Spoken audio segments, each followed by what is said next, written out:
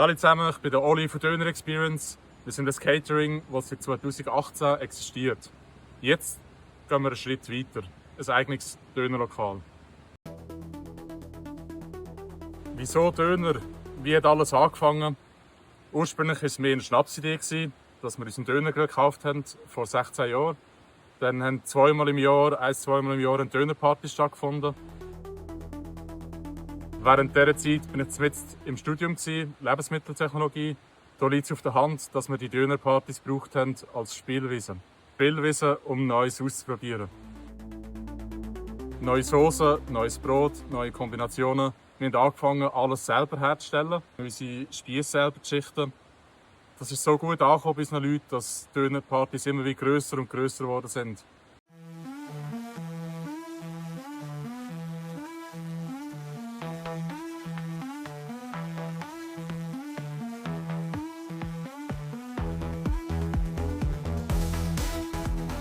Mit der Zeit ist es so weit gegangen, dass aus dem Kollegenkreis Anfragen gekommen sind, ob ich Döner an einem Geburtstag machen könnte, an einer Wegeparty. Da habe ich gewusst, da liegt das Potenzial. Ich habe eine Einzelfirma gegründet und das ist Döner Experience. Wir hatten Caterings von Musikfestivals, Hochzeiten, Geburtstagsfest, Sommerfest, Firmenanlässe. In den 2 Catering-Jahren ist jedes Mal die Frage auftaucht, haben wir ein eigenes Dönerlokal? Nein, haben wir nicht. Machen eins auf, haben unsere Kunden uns gesagt. Und jetzt ist es soweit, wir möchten noch in diesem Sommer eröffnen. Ein Dönerkebab, den wir so nie finden werden. Inspiriert von Saisonalitäten, von all diesen 8 Jahren Catering-Erfahrung, wo wir gemerkt haben, das kommt gut, das kann noch gut haben. Vielleicht haben wir jetzt Frühling, da müssen wir unbedingt auch Bärlauch reinnehmen. Dann haben wir Herbst, muss unbedingt etwas mit Pilz drin, mit Kürbis drin. Alles solche Sachen. In unserem Dönerlokal werden wir 3 verschiedene Brotsorten anbieten. Zum einen das klassische, das Silsenbrot und das Rustico-Brot. Für das nehmen wir Mehl von der Lindmühle in Bio-Knospenqualität. Wir haben eine lange Teigführung, was uns ermöglicht, dass sich die Aromen noch besser entwickeln können. Wir werden 2 verschiedene Spiesse haben. Zum einen haben wir einen Rinds-Japrak-Spiess vom Entrecote Black Angus. Das werden wir jeden Tag frisch in unserem Lokal schichten.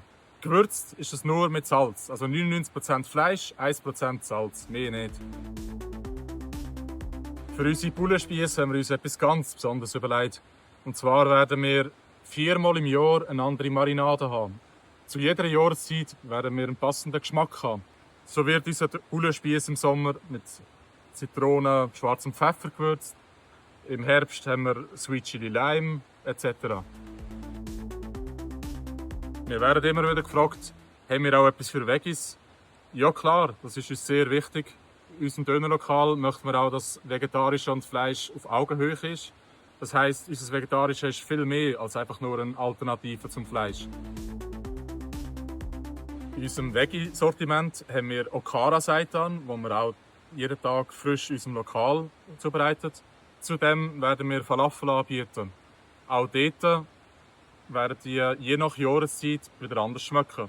Haben wir im Frühling Bärlauchfalafel, im Herbst haben wir Kürbisfalafel. Natürlich werden wir auch dort klassisch, wie man es kennt, Cocktail, Joghurtsoße haben. Mit dem Unterschied, dass wir wirklich alles frisch und ohne Konservierungsmittel herstellen.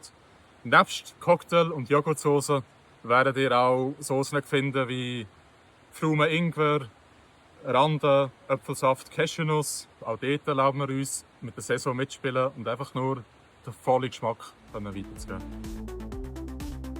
Ich möchte aber gleich noch mal zu sprechen kommen, Japrak-Döner, Hackfleischdöner.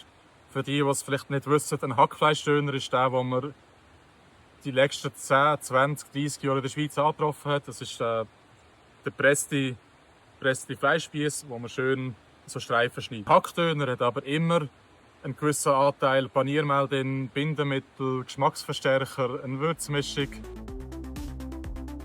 Ihr werdet vielleicht denken, es gibt doch schon mehr als genug Dönerläden in der Schweiz.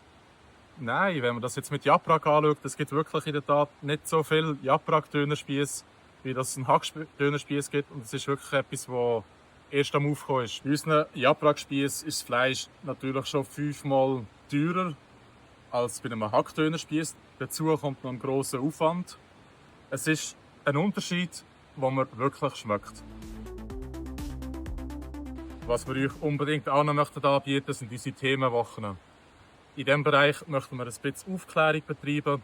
Wir haben zum einen in der Türkei den Dönerkebab, wir haben in Griechenland den Gyros, wir haben in den arabischen Ländern Shawarma, wir haben in Mexiko Taco al Pastor. Im Prinzip ist es alles das Gleiche. Es steht natürlich eine andere Kultur dahinter. Dementsprechend nicht mit anderes Fleisch, andere Beilagen. Aber die Hergehensweise ist das Gleiche. Und genau diesen Punkt nehmen wir auf. Und so werden wir im Sommer mal eine mexikanische Woche machen, dass wir einen Taco al Pastor Spieß haben mit Mais-Tortillas.